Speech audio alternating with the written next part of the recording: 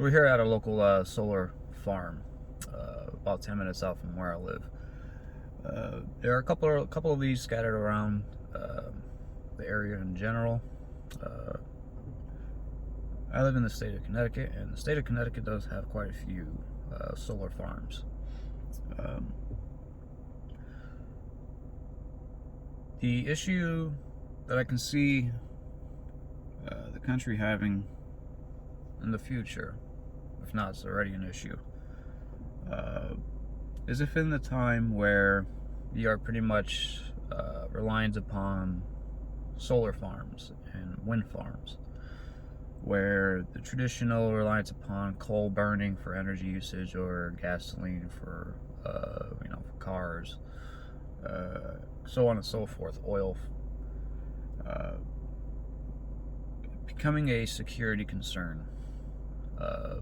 If we should happen to develop a solar farm that's relatively large in scale. So obviously with solar technology, the efficiency of most photovoltaic cells have gotten much better versus like 10-15 years ago. So it's able to absorb more of the light spectrum. Obviously in a cloudy, gloomy day like this, it is still going to be very much limited to how much it's going to take in terms of light to convert to energy. There is still some energy generation on a cloudy day, even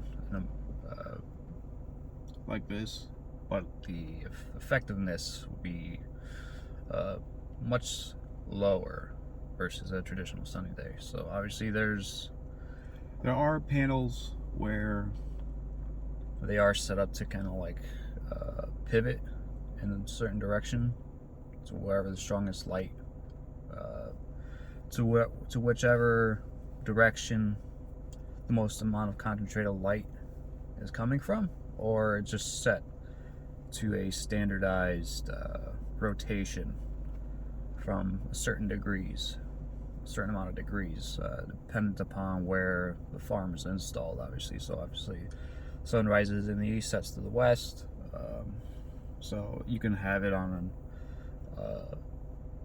an actuator or a machine that just kind of moves it from east to west, dependent upon the season, or again, the most logical, most efficient, and most sensible approach of going about it is having it pivot gradually, dependent upon the most amount of energy and light that's absorbed at a given direction it's aiming at, and then therefore gradually changing with the Earth's rotation in relation to the sun's position.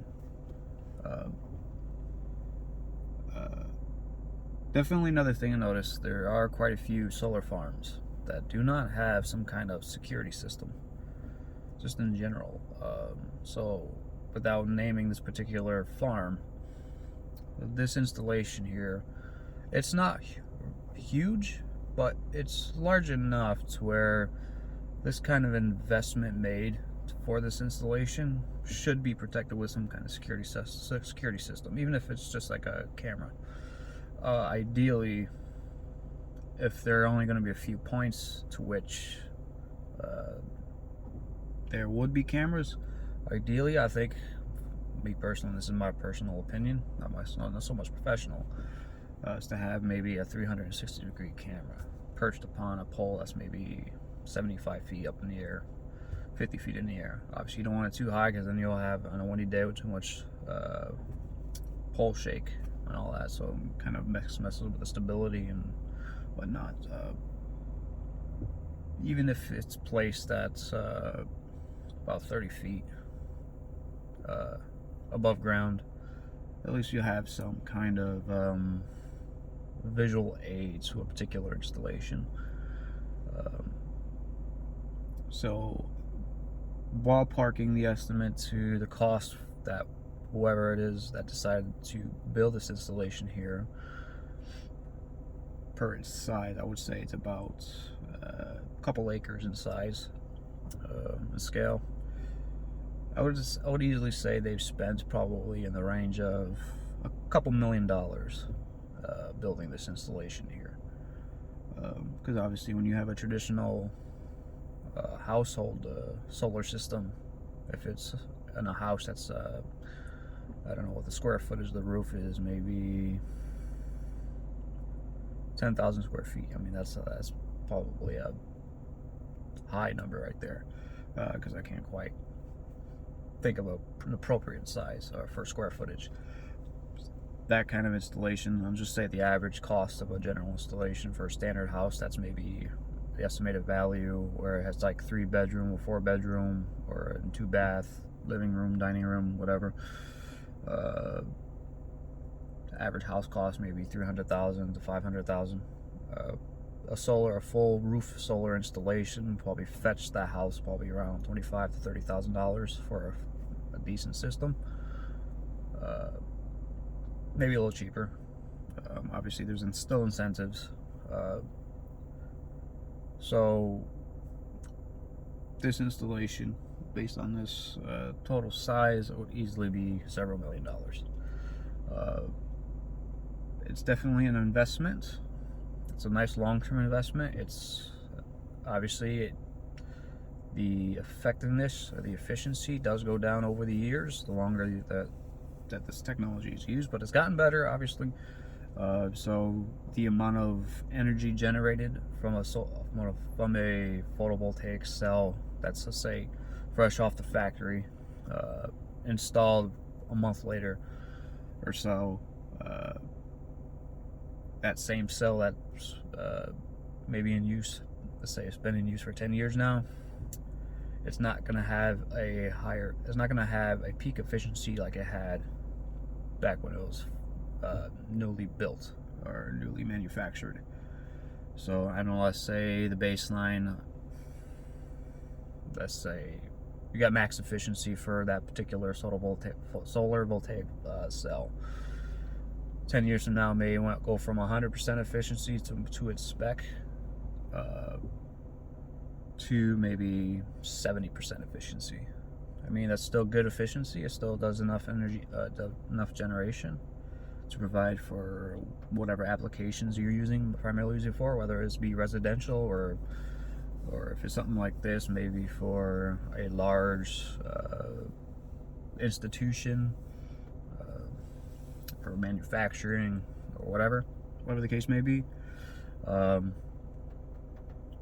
But again, I'm just winding back to the overall point is I think the more of these solar farms that we have built, and especially the larger they get, there should definitely be an emphasis on terms of having some kind of security system for protection or just overall monitoring.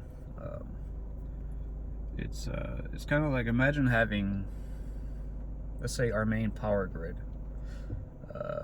Our main power grid for the United States, let's say if we didn't have any kind of security protocols or measures or any kind of protective measures installed to protect the grid, it would be really foolish of the institution or whoever to have that be unmonitored. So I see that changing in the future. I mean, obviously there are locations where obviously there's a bit more priority, and some companies do take security seriously when it comes to these farms, but there are plenty out there that do not have some kind of monitoring or protection.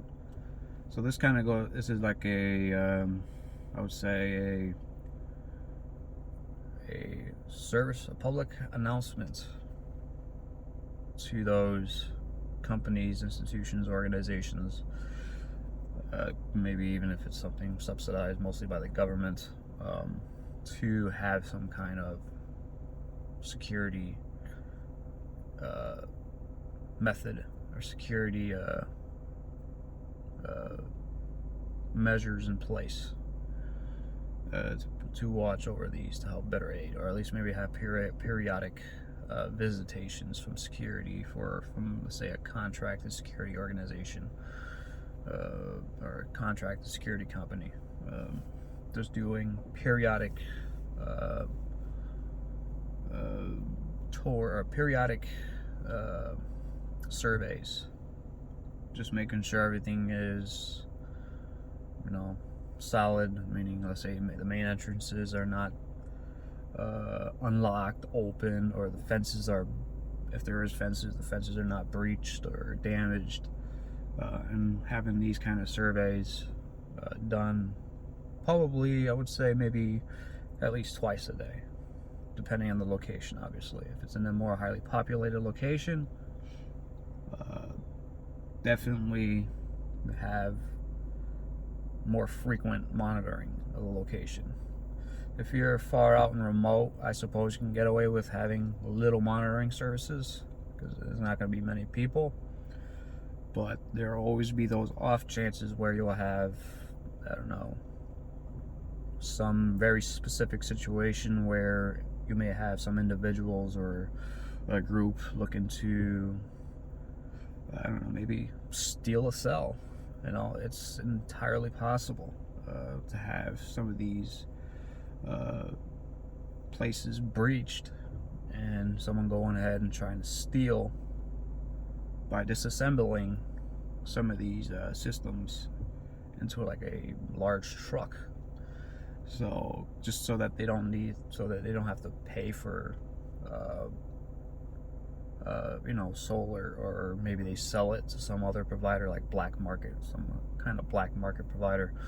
Because when you look at the size of these particular cells in these systems, these are pretty large. I would say that possibly 4 of these cells, they're approximately, I think they're 3x3 or 4x4 in size. If they took 2 or 3 of these, it can provide enough power to energize a decent sized home. I'd say a decent sized home that's probably like 3 or 4 bedroom.